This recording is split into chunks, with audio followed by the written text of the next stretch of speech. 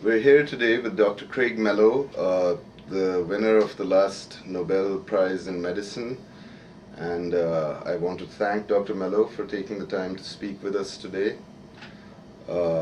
Let's just get right into it. Dr. Mello, right away, can you tell us a little bit about RNA interference, which is the discovery that was cited in your Nobel Prize, and that very specifically I think you won the award for, what it is, how you came upon it, whatever you want to tell us about that. Sure. Well, first I want to thank you, Abbas, for being here and to have this opportunity to talk to you today. It's an honor really to be recognized with the Harvey Kreisler Award in memory of a great scientist who unfortunately I never got to meet. However, I'm sure from the wonderful evening we had last night that he was certainly blessed with a wonderful family. And so to just talk a little bit about RNAi, first of all, RNA interference is a mechanism that exists inside of all of our cells that has been functioning in organisms since the common ancestor of plants and animals.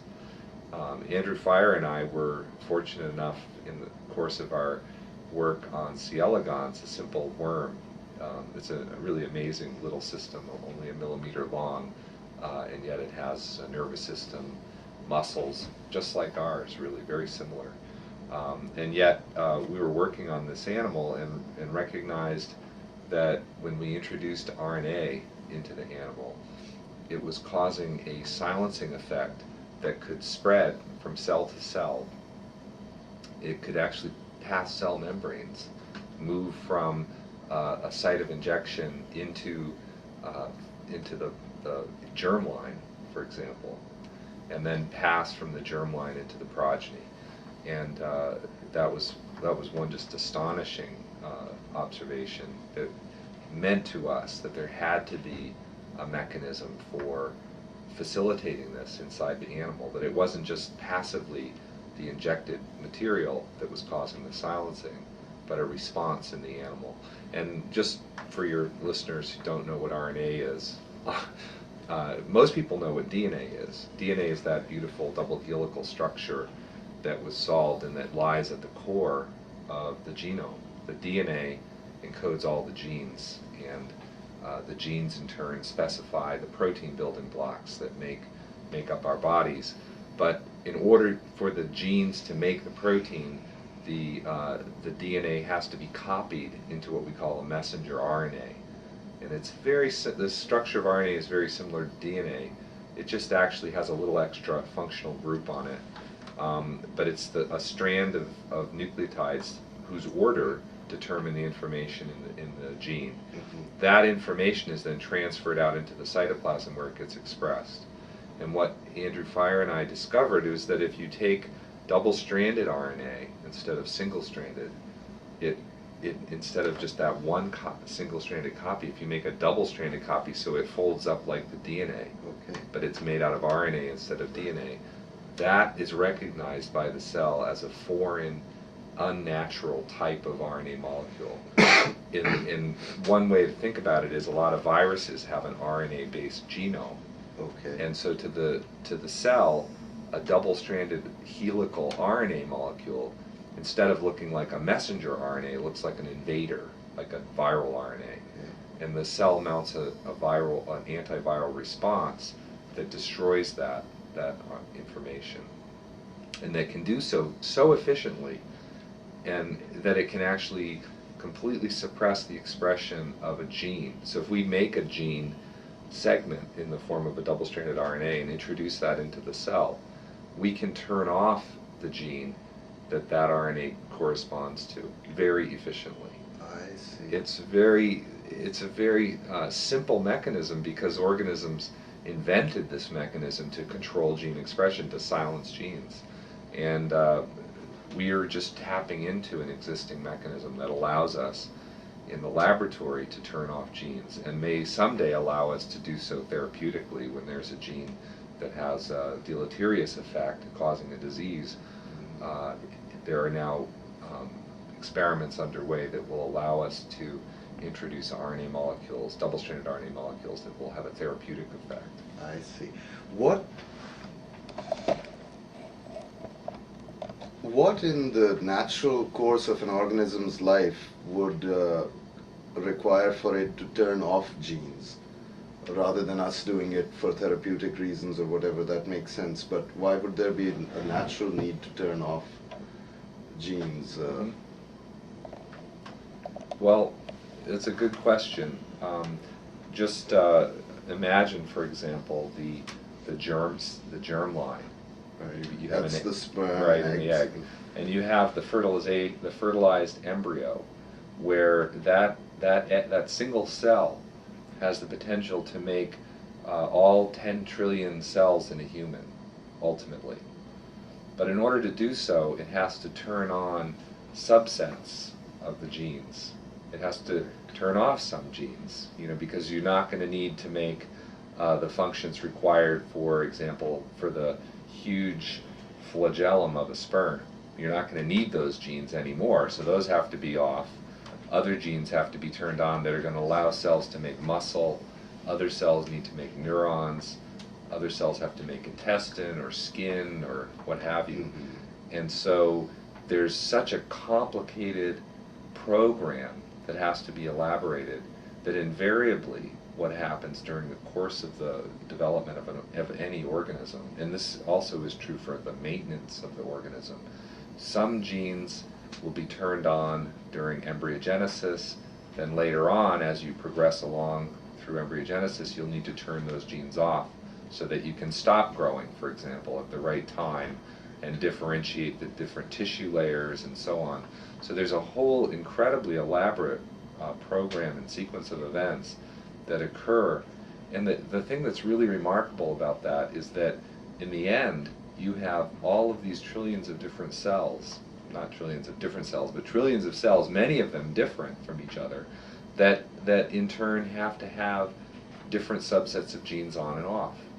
And what we've learned recently through the last 10 years or so of investigation into the mechanisms that underlie that kind of regulation is that it's not simply the sequence in the genome. The DNA sequence doesn't simply determine that process. What determines that process are the interactions between the DNA, the proteins around which the DNA is wrapped up or packaged. Because in some cells, some regions of the DNA are compacted into silent regions, and others are opened up so that you can make the different types of cells. You have to express different genes, so you have to open and express some genes, and other areas you have to close up the DNA and silence genes that are in those regions.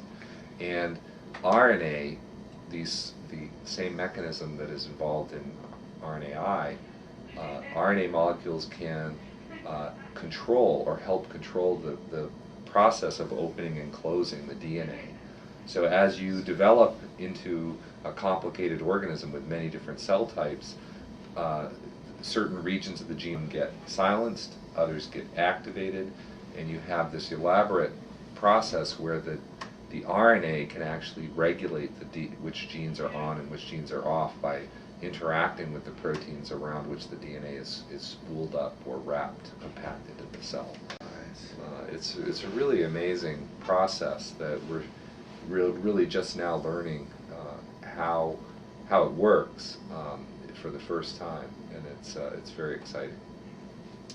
So far, what sort of therapeutic research is coming out of your RNAi work, and what kinds of applications are being worked on? Are you doing work yourself on that, or are there other people who've taken up your discovery and then are now using it for possible therapeutic or other practical applications?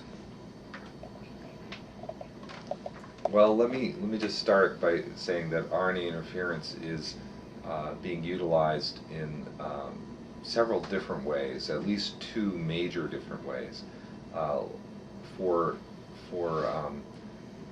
perhaps the simplest and most direct application that's ongoing now all over the world is a laboratory application where people are using double-stranded RNA to inactivate genes in order to understand what the genes normally do.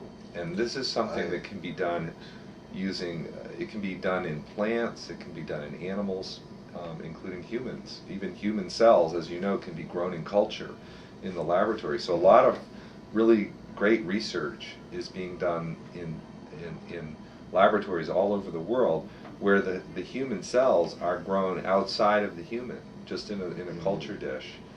And there are great models where you can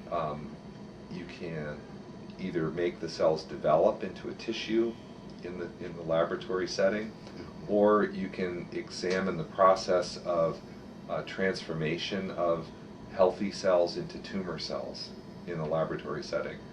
And during those changes, as a cell differentiates or becomes cancerous, you can watch the gene expression program in the laboratory. We have fantastic technologies now for actually looking at all the genes by gene, essentially we call it gene expression profiling, where we can take the RNA that's being made by the cell at any given time, and we can figure out which genes are being expressed in those cells as they progress along a developmental or a pathogenic pathway.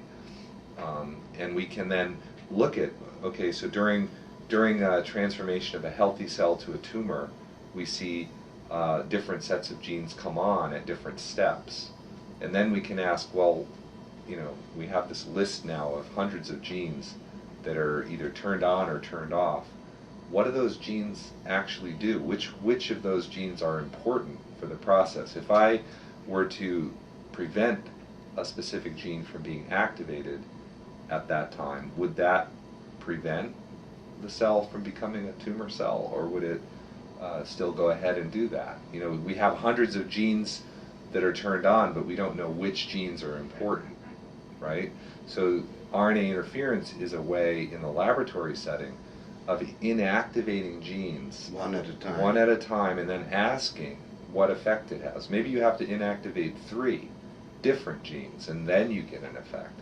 But you have to, in a laboratory setting, you can go through even 100 or 1,000 genes using RNA interference. You can even screen the entire genome for genes that can be screened all at once in a high throughput type screening mode, and ask which genes are important to prevent, or to you can even ask speed the progress or the process that you're studying in the laboratory. So if you have a laboratory assay, a simple laboratory assay, you can then ask, using RNA interference, which genes are important for that to happen. And that's the sort of the one major way that RNA interference is being used in medical research. And undoubtedly that type of approach is going to have, and already has had, an important effect on accelerating discovery and helping to bring new understanding to the mechanisms involved in disease. And so that's one way that RNAi is being used to facilitate medical research. A more challenging but also viable approach is to make the double-stranded RNA a therapeutic by itself. In order to do that, what you have to do is identify a disease condition that results or is at least caused in part by too much or overexpression of a certain type of gene in a tissue in the body. Then you have to figure out how to get the double-stranded RNA into the cells where that gene is overexpressed, and then try to, then the RNA will then turn that gene down for you. Tap into the natural mechanism inside those cells, turn down the gene, and be able to suppress that gene, causing a therapeutic effect. And that approach is something that is being worked on both academically in laboratories here at UMass as well as elsewhere, but also there are several pharmaceutical companies that are beginning to analyze or to develop this type of therapeutic. Recently, Merck purchased a company called Cerna for about $1 billion. And Cerna is one of several companies that are trying to develop double-stranded RNA as a therapeutic. We recently started a company here in the UMass Medical School campus, in fact just in Biotech 3 right up the hill here, that will be developing RNAi therapeutics. And one of our targets for our new company is Lou Gehrig's disease, ALS, a neurodegenerative disease. And it can be... This is the disease Stephen Hawking suffers from. Yes. Is that right? So the idea here is to in the familial form of ALS, where the disease gene is known, it may be possible, if we catch an individual in time, to deliver RNA directly into the central nervous system, or by intrathecal delivery of the double-stranded RNA. It may be possible to silence the gene, the disease gene, and prevent or slow progression. And it's a devastating disease, as you know, and currently there's just no treatment. Although we do know in the familial form, we know the gene that lies at the heart of it, thanks to the work of Bob Brown at MGH and others who identified this gene. It's now possible, at least in principle, to, by silencing that gene, achieve a therapeutic effect. And the work's already been done in mouse model system that suggests that this approach could have a benefit for patients. So we're hoping to develop that and bring that into the clinic as quickly as possible. Incidentally, there was just a paper published in Nature describing an RNAi approach for ALS that would involve tethering the RNA to a piece of protein made by rabies virus.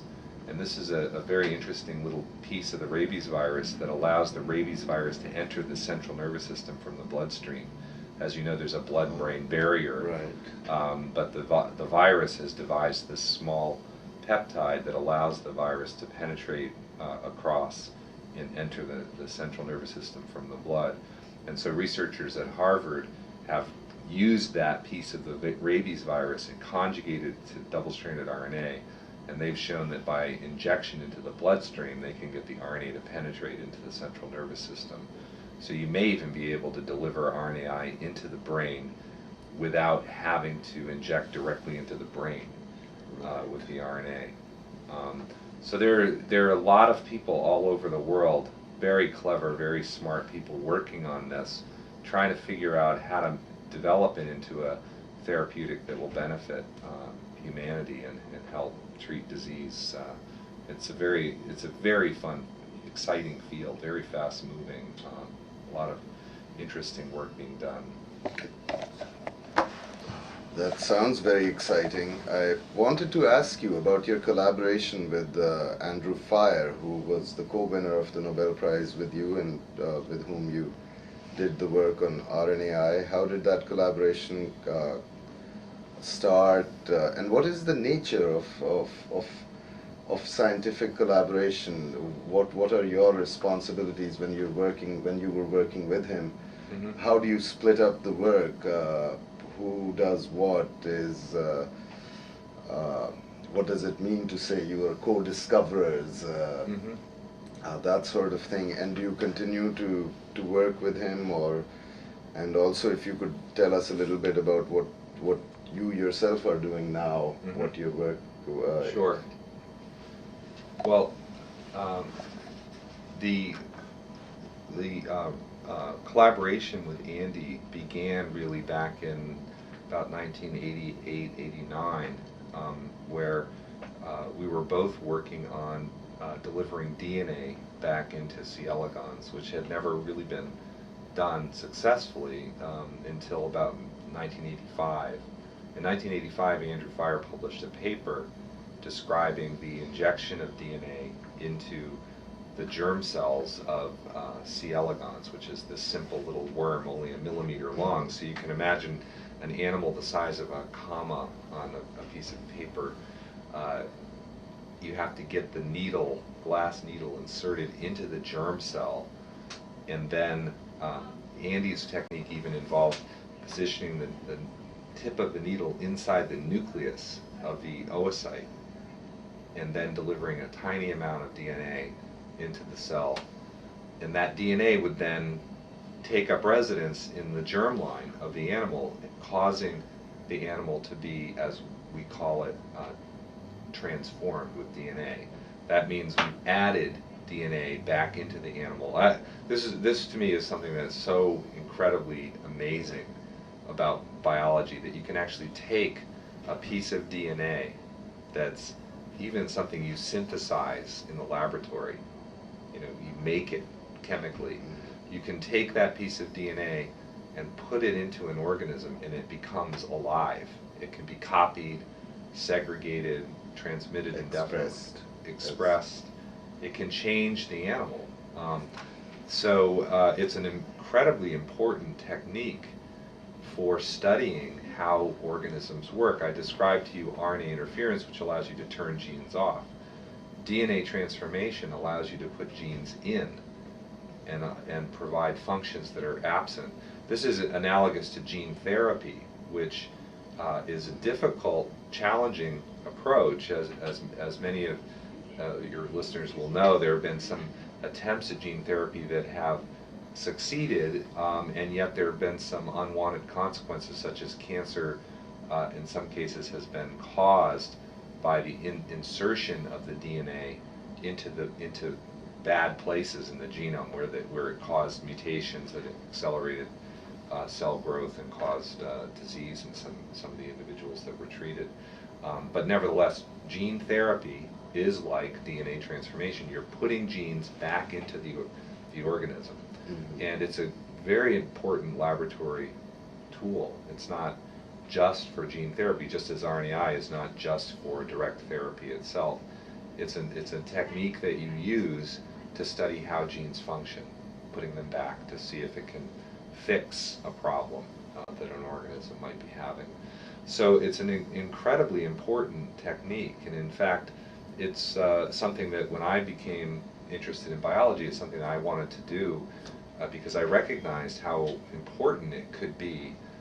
For example, in 1978, when I was in high school, I read about the introduction of the human gene for insulin into bacterial cells.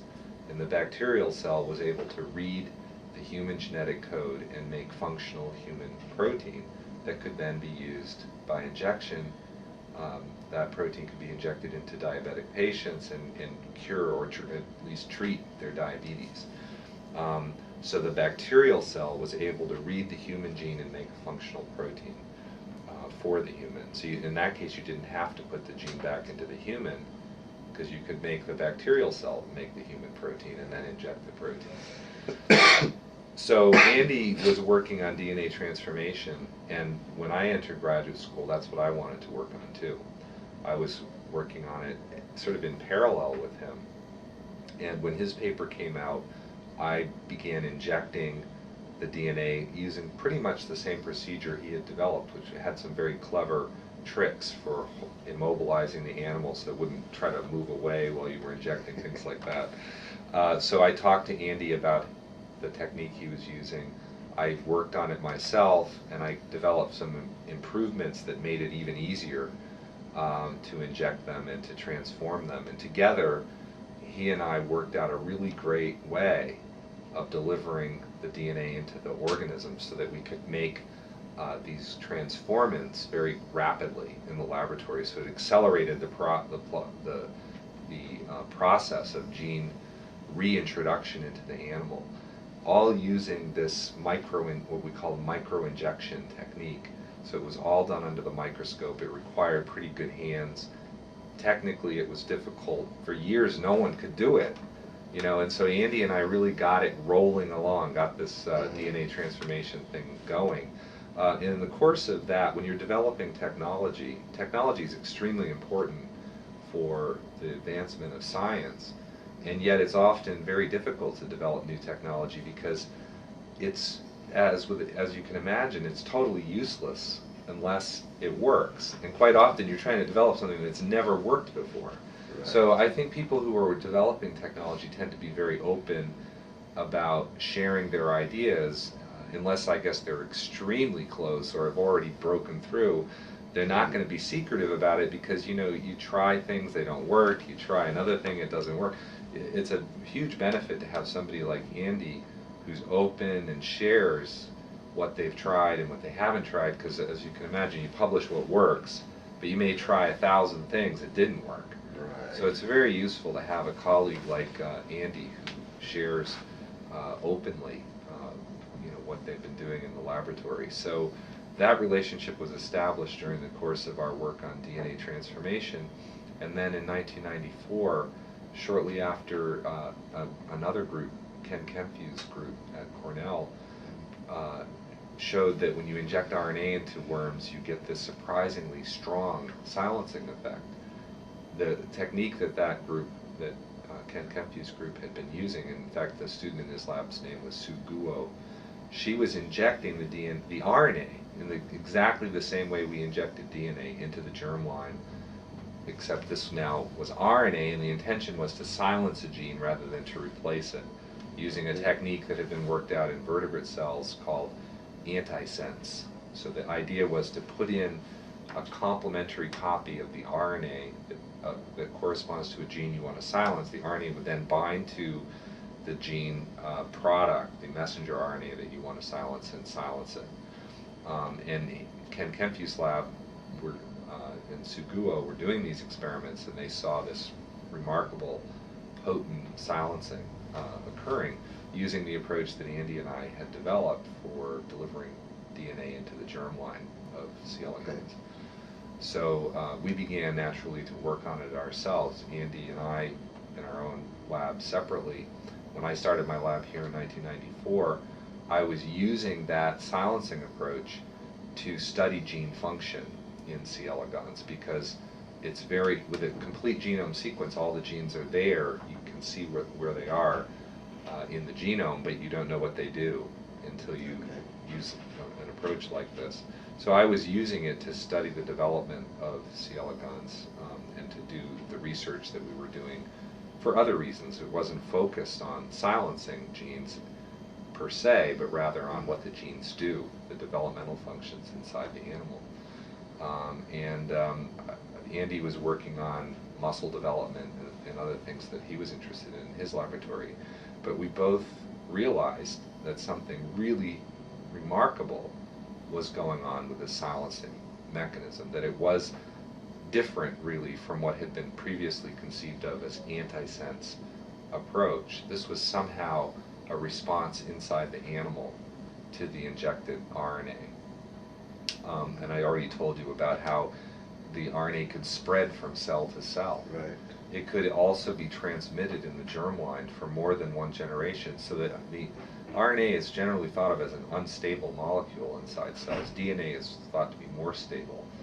The RNA is thought to be degraded rapidly, but here we were injecting RNA and it would persist in the cells for a long period of time. Even into the next generation? Yes, into the next generation, and this was mind-boggling. We couldn't believe it. And so naturally we talked about it, we shared our observations openly and spent long hours discussing, as we had for DNA transformation, RNAi. Andy really was the one who had this insight that it might be double-stranded RNA that would be a trigger for the silencing effect. We had been thinking of either strand of the RNA, and this probably to the listeners doesn't mean that much, but there's genetic information is encoded in the DNA. The two strands have different polarities, so the information is sort of in reverse order on one strand compared to the other. So we call that that strand, the other strand, the anti-sense strand, and one strand is sense, one is the opposite of sense. It sounds kind of like antimatter and matter. It's almost the same thing. At least you don't call it nonsense. Yeah. Well, we have another term for nonsense. But in any case, the information there is in both strands. But if you anneal them to each other and make a double-stranded RNA molecule, that might have special properties that could underlie the triggering mechanism of gene silencing, the RNAi mechanism. My lab had been focused more on this long-term transmission and the idea that double-stranded RNA might form as an intermediate in the amplification. So when you copy the DNA, for example, the DNA unwinds and you make two copies. Right. You end up with two new copies. With RNA interference, because of the long-lasting effects, we imagined the RNA that we were injecting was serving as a template for copying. So you copy the information in the injected RNA, making a double-stranded intermediate, and then the silencing would be mediated by the single-stranded RNAs that were produced through this amplification process. But in any case, Andy suggested that the double-stranded RNA might be an actual trigger, which was, for a variety of reasons, it was a very sort of non-obvious idea that the double-stranded RNA would be a good trigger. It's like thinking about, the anti-sense and the sense strands are so perfectly complementary to each other that they're like the perfect antidote. They like to bind to each other. When they're bound up, they're essentially very inert chemically. They can't bind with other molecules. So the concept of the double-stranded RNA being a trigger for silencing had never occurred to anyone else, because in order for that to work, there has to be a mechanism inside the cell that peels those strands apart again, which is very energetically unfavorable. Once they're wrapped around each other, they're happy. They've got their chemical bonds all satisfied. There has to be a mechanism inside the cell that will tear them apart and allow the antisense strand to find other sense strands, not the one that it was partnered with initially, but other ones that are involved in gene expression. So it was very anti-intuitive, and no one else had thought of that, because the work that Andy and I had done suggested that there was an active response in the animal. The animal was responding to the RNA we were injecting and doing something. The process of realizing that this kind of response was occurring was what made the notion of a double-stranded RNA trigger sort of feasible in the first place, because otherwise, it'd be like giving a drug and an antidote or an anti-drug at the same time. They would cancel each other out and nothing would happen. But once you realize that the animal is taking that RNA that you inject, tearing it apart into its constituent strands, and then allowing each of those strands to serve a function to find the target and silence the target, that realization is what really propelled the discovery into a totally new potential, for application. Because once you realize that double-stranded RNA can trigger, then you can start saying, well, what about in another organism? Double-stranded RNA can trigger silencing extremely efficiently in C. elegans. What about a human cell? Well, we didn't know that at the time. When we published our paper in 1998, we didn't know whether it would even be feasible for a human to do what we had discovered in a worm. After all, worms are worms and people are people. Although there's a lot of similarities. Some people are a lot like worms, I think. But the point is, when you realize that there's an active mechanism, the first thing you want to do is identify the genes in the worm that mediate the silencing. So Andy and I continued our collaboration to try to address that question. Nice. And one of the first genes that we identified in a screen that was set up by a postdoc of mine, Hiroaki Tabara, was a gene that when we cloned it, turned out to be highly conserved, meaning there were genes just like it in the human. That, to us, that occurred in 1999, just 1 year after our paper in Nature in 1998 describing double-stranded RNA as the trigger. In 1999, we described the first gene required for RNAi, and we found that that gene the worm gene had a human homolog. In fact, there are 8 copies of that gene in the human. And is it exactly the same as in the worm? it's very similar, very, very similar to the one in the worm. So much so that it clearly would do essentially the same thing it does in the worm. And it turns out now through the work of other researchers that we know that that protein, the gene encodes a protein, and what that protein does is it holds on to the small RNAs after they've been unwound. It actually participates probably in separating the 2 strands. And once they're separated, it holds very tightly to one end and kind of loosely to the other. And then it's sort of holding this RNA, which has this information in the middle that it's like, the way I like to describe it for people who are not biologists is it's like using Google. All right, so you're using the search engine of the cell. You need to type in not the whole phrase, but 1 or 2 key words, or even just 1 key word, and you can find a whole bunch of websites or books or anything that use the same word in the title or whatever. So you basically need to come up with a stretch of information from the genetic code, the billions of nucleotides in the genetic code, but you just need to have two words, 20 nucleotides worth of genetic code, which would be like 20 letters in the alphabet. You could spell 3 or 4 words with that, right? You're going to find a lot of the genes that you're going to find are going to match the words that you put in to your 20 nucleotides, right? So you can genetically, in the laboratory, you can synthesize the search that you want to do. You artificially make the sentence that you want to search for in the genome. You synthesize it, you put it into the cell. This enzyme, which we identified and humans have a copy of, will hold on to it and start looking for it. It'll run through all the messages in the cell quickly, and if they match up, the better they match, the more tightly it'll wrap.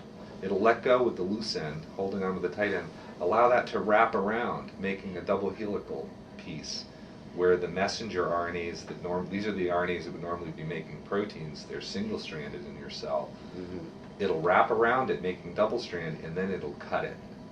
It'll cut, as it forms this helix, that helix pushes the messenger RNA strand into a catalytic center in this enzyme, which we call an argonaut.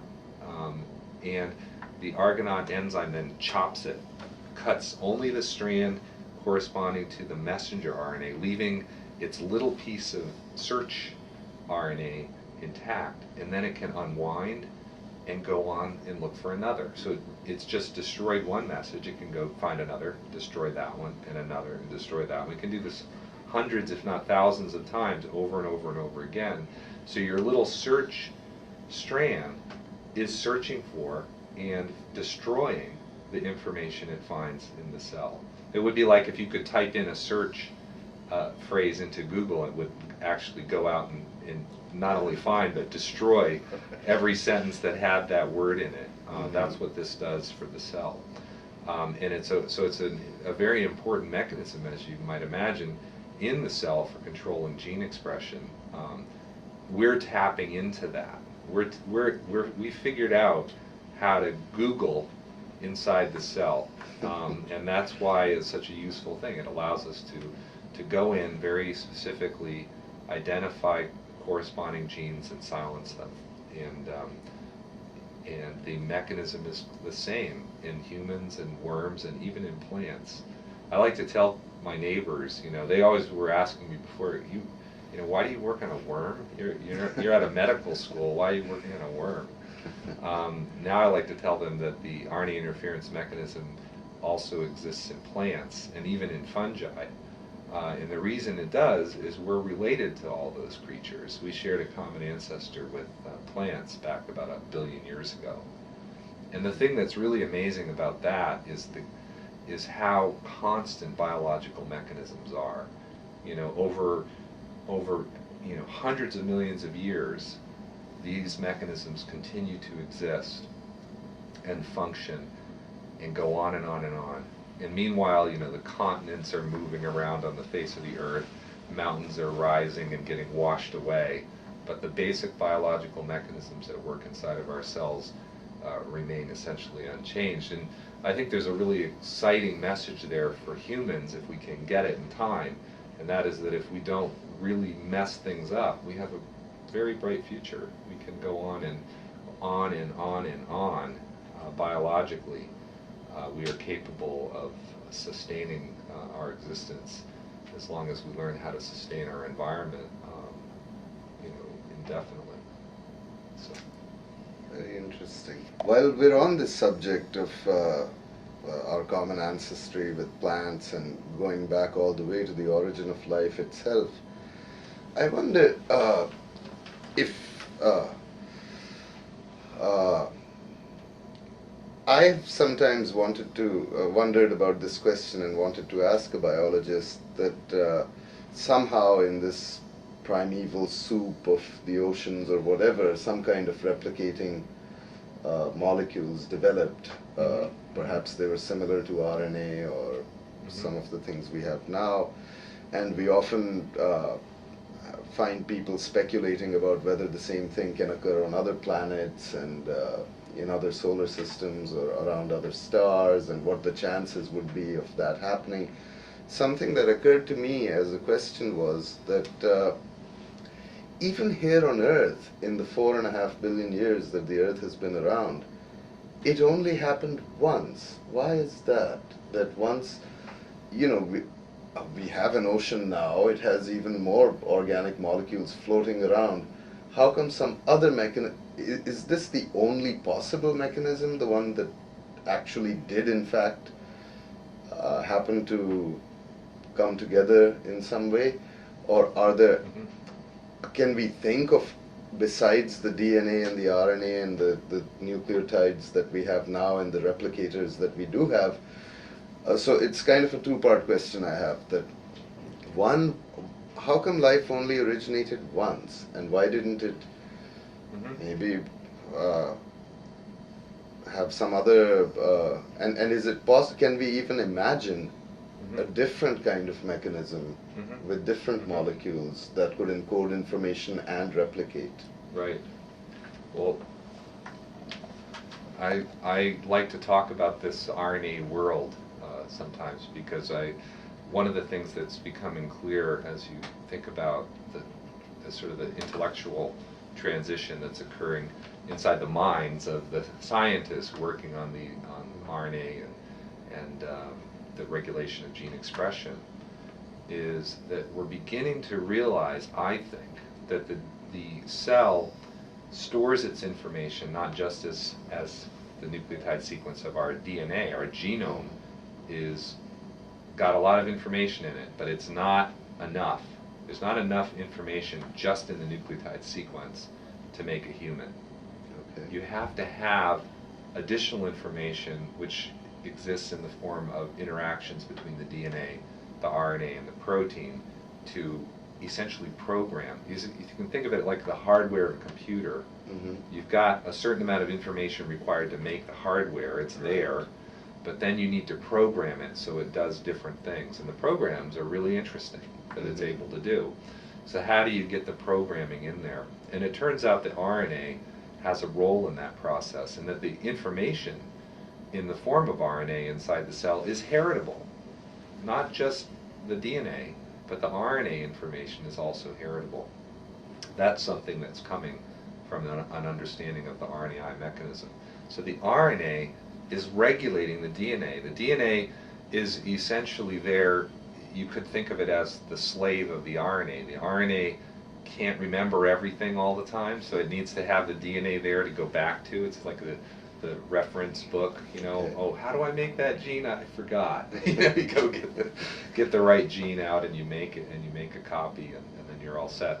But if you extrapolate back to the original Earth, and you try to think about what would the initial living thing look like, and people have done that and are doing that, and it's a thought experiment, really, because we'll never be able to go back there, and there's no fossil record, unfortunately, for Earth. We may be able to go to another planet in our lifetimes and see what's happening or has happened there, and that will be extremely exciting if we're able to find another organism in the solar system.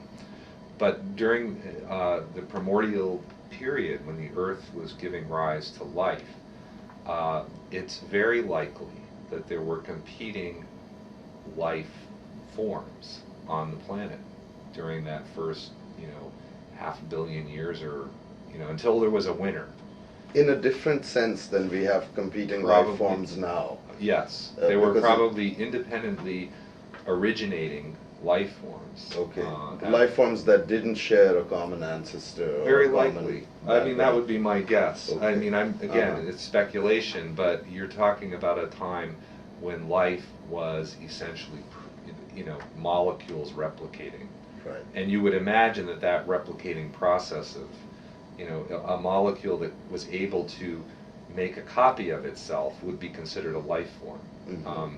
And it would do, the better it was at doing that, the more successful it would be, and it might gradually expand from, a little region of mud or clay or salt water. I don't know what kind of a life we're talking about, but one would think a molecule somewhat like RNA that's capable of folding up into an enzymatic mode that can facilitate the incorporation of new genetic information, nucleotides, into its own structure, so that you could actually have a molecule that would be made of RNA, catalyze the addition of more RNA to the molecule until it reaches a point where it's actually made a copy of itself, and those might be able to break apart and go on making more copies of themselves.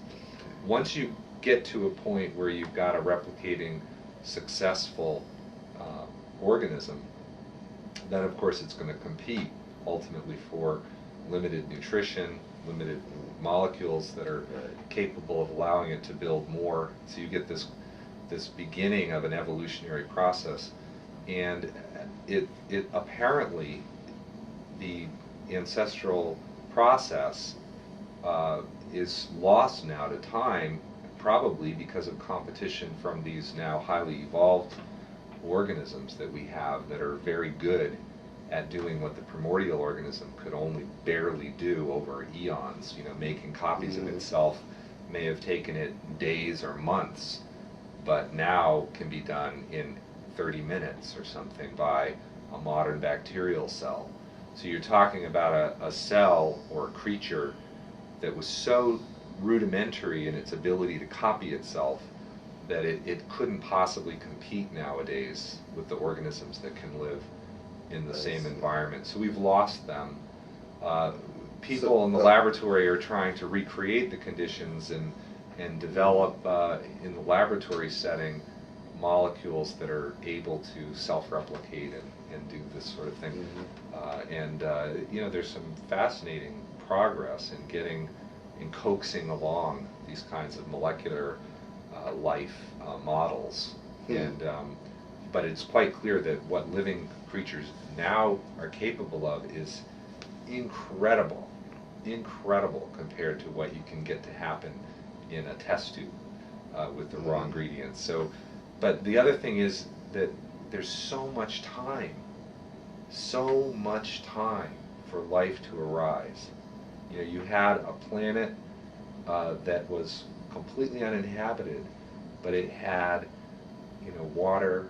It had abundant energy in the form of, not only thermal energy from within, but solar energy from the sun.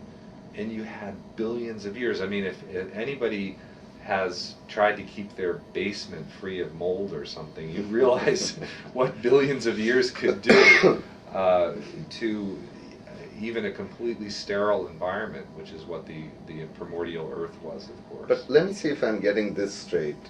Once life did arise and reached a certain level of sophistication, it would have sort of grabbed all the molecular resources and would make it unlikely for life to arise differently again. Is that right? Is Well, that sort of... unless someone discovers somewhere on the planet a reservoir where living things haven't been able to get, that's probably explains why we just don't have any examples of primordial molecular life left on the planet. That one can imagine that type of a molecular living thing would require an extremely nutrient-rich environment in which to be able to carry out reactions now that are catalyzed by enzymes that are extremely efficient.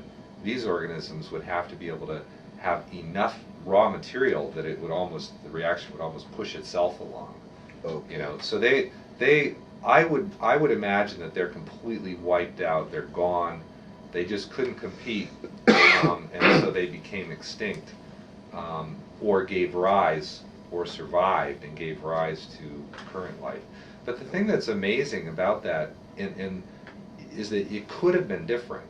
There might have been some ongoing war between, not war, or it could even be collaboration. There could be parts of our cells, as you know, the mitochondria in our cells have their own DNA, and they are they are related to us. If you go back in time long enough, the mitochondrial ancestor and the cellular ancestor of eukaryotes were separate creatures that arose from a single-celled organism a long time ago. But then they cooperated with each other, or probably the big cell tried to eat the little cell and didn't manage to eat it. And the little cell started growing inside the big cell and didn't manage to kill it. So they ended up at peace with each other, and they collaborating together to make this more complicated cell. There could have been, and you might imagine that what happened during early life on the planet was there were lots of different little molecular machines that could copy themselves, and a bigger molecular machine would come along and grab it.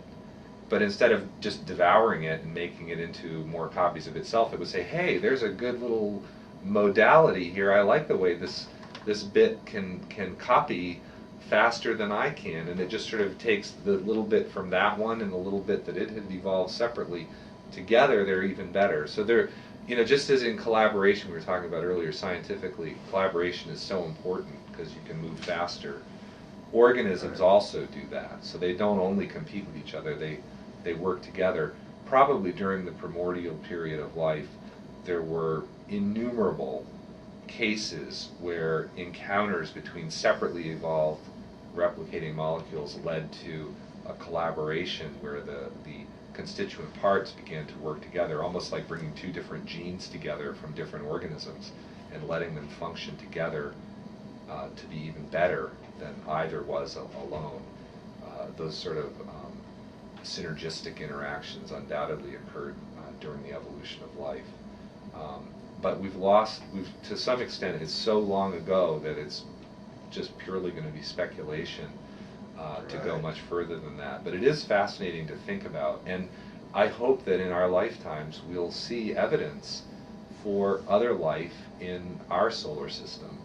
And I hope by other life it's very different, because that would be fascinating to see whether there really are multiple different solutions to reaching complexity, or do you tend to end up with DNA and RNA, or is there some other way you can store genetic information, totally different genetic code, nucleic acid?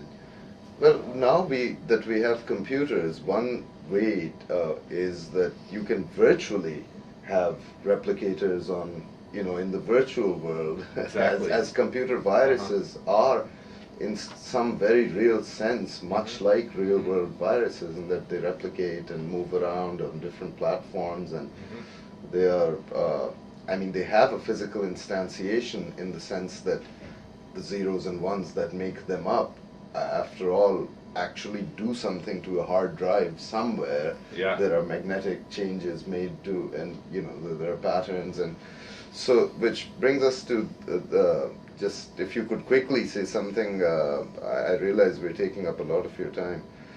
About do you think there might be? It seems to me there's another path towards intelligence, a parallel one, beyond the biological type that we've come through evolution on. There's the artificial intelligence, and the idea that if we can somehow crack all the hierarchical structure of our own brains, perhaps that we could replicate it on silicon, and whatever the principles are by which our brains, which are relatively very slow compared to computers, if we could replicate that structure in silicon, we could have maybe machines that are much, much smarter than us. Do you think that's a real possibility? And is it something? How long could that take? Is it a dangerous thing? Does it worry you? People like talk about the singularity or Right. like Ray Kurzweil or Right. that sort of thing. Sure. Do you have any thoughts on that kind of thing? I've heard of Ray Kurzweil's idea, I believe that's his name, Yeah. of the singularity, which is this point where the computers will start designing the computers, right? Because they've gotten Right. smarter. I think that unfortunately for us, we seem to be, as a species, fairly incapable of planning ahead, and doing things cooperatively so that we can control our own future. We are very much essentially hoping and banking on some new technology that will bail us out of the mess that we're clearly getting ourselves into. We just, populations are too big. I think we could have really high standard of living for everyone on the planet if there were half as many people as there are, or something like that. But clearly we're still going up, and so I think there's this hope that people have that there'll be another revolution, technological revolution, and this notion of the singularity is essentially, I think, a manifestation of that hope that we will have a technological fix that will get us out of trouble. Of course, I worry a little bit, as anyone might, about relying on machines essentially to get us out of the trouble that we're in, because if they really are, and I do think it's possible that we could come up with an intelligent computer, and I wonder if it'll be motivated or lazy, but if we do come up with one, I hope it would help us out of the problems we're getting ourselves into. But I honestly feel that there are a lot of things we can do that we should be doing, and we shouldn't be waiting for the next technological fix. I look at the things that we've accomplished with the technology that we have. We've made this really beautiful but fragile set of advances, these technical advances that we've made.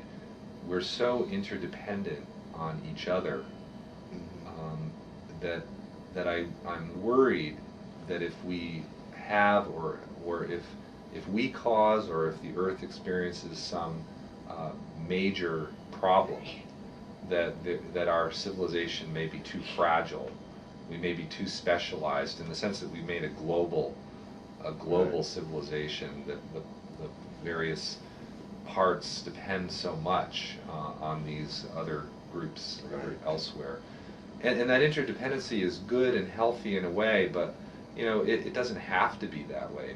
Maybe it's just that way because it's cheaper, and and we could be generating more energy locally, like in our homes, and growing more food locally, and helping other countries and other undeveloped parts of the world to develop safer, cleaner energy, safer food sources, so that we're able to sort of build a more sustainable, less interdependent, at least for the basics, type of society. I mean, I think it's wonderful if people share their art, their entertainment, and that sort of thing. But if you're sharing things as fundamental as the grain that you use to make cereal for your breakfast, I worry a little bit. I think we should be growing things locally. We should be learning. I think that the Middle East is a place where potentially civilization could be reborn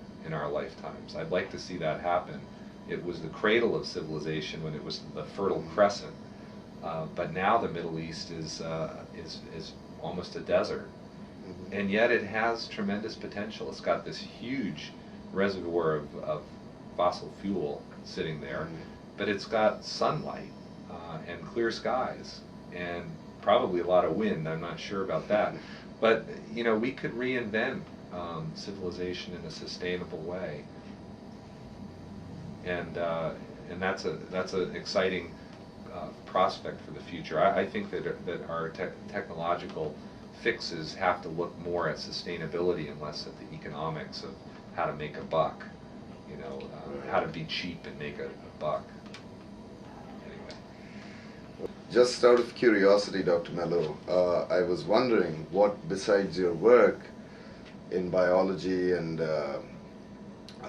what is what other intellectual pursuits do you have? What is the thing you're most passionate about intellectually besides your main field of work?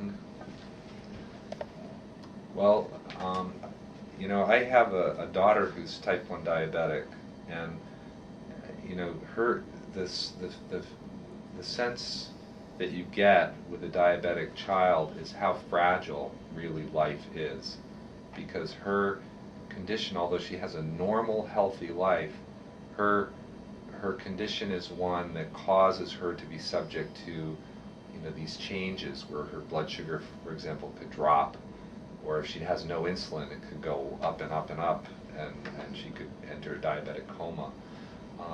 So there is a fragility that's there, and it's made me think about how, in a way, we're all diabetics.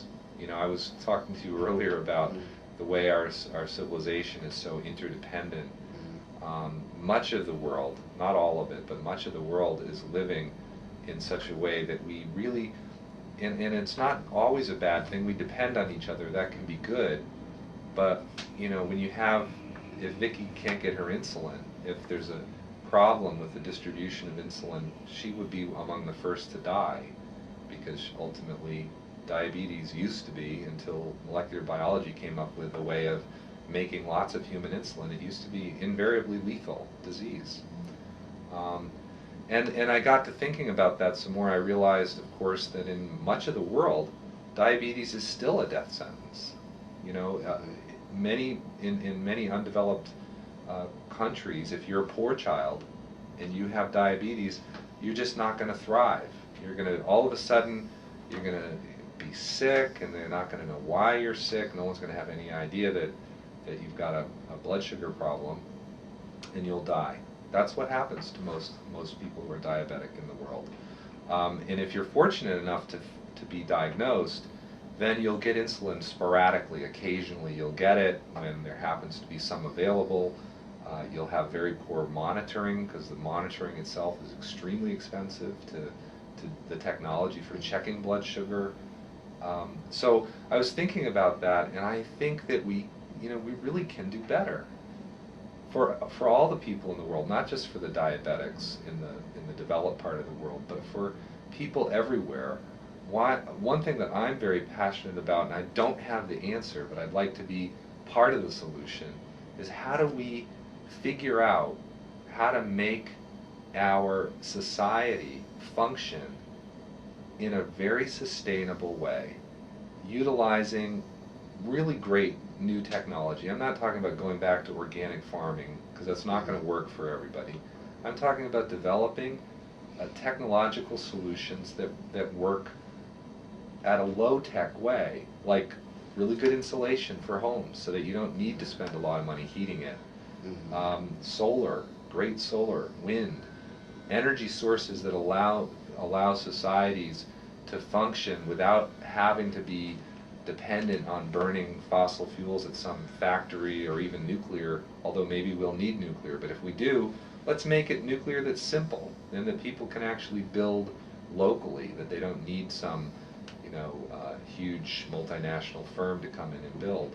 But safe, sustainable energies, and better, make the jobs locally so that people who are participating in, for example, in the third world, if you need a technology to survive, to make clean water and energy, let's figure out how to make those technologies something that provide jobs to the people in that part of the world. Why should we be manufacturing something like solar panels in California and shipping it to Africa or the Middle East? Why not make them there, but figure out how to make it so that it can be made anywhere, safely, cleanly, and then, it'll be more expensive, right? It's more expensive to do things that way, but it's safer for everyone. It's more sustainable, plus it creates jobs there. It's like having,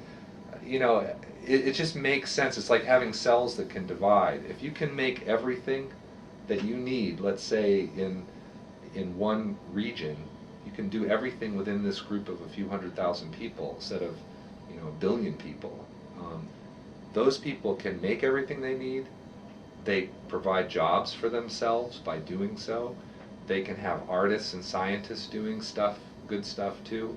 And the population gets bigger. They could move out and occupy more territory, or they could just teach other people in the neighboring areas how to do this, so that they could trade with them and share, in the benefits from the developments. I think that's what I'm passionate about. I'd like to see humans start thinking about sustainable technologies, not globe-spanning, incredibly fragile technologies that are made here and used over there, but a set of core technologies that work well, that may be very high-tech, but are built and manufactured locally, so that you don't have to depend on this infrastructure for you think of it this way: what would you need to have a sustainable colony in space?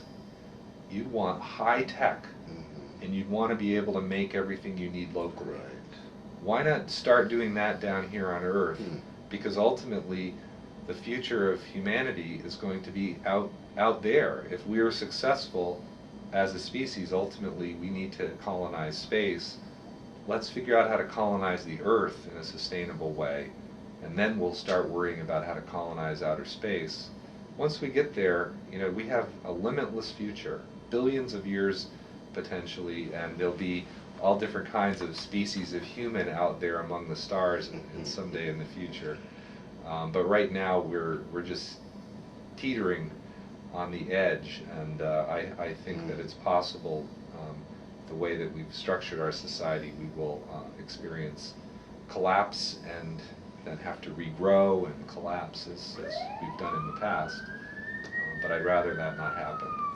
So I'm passionate about that. I think that's something that we really need to spend some time thinking about, and I think we're ready already. We have some of the solutions, and I think that I'm encouraged by what I see going on. People beginning to care and to notice the impact we're having on the planet. Well, thank you very much, Dr. Mello, on behalf of all our readers and viewers at 3 Quarks, and for meeting with us. It's been a pleasure. I wish you all the best. Thank you. Thank you.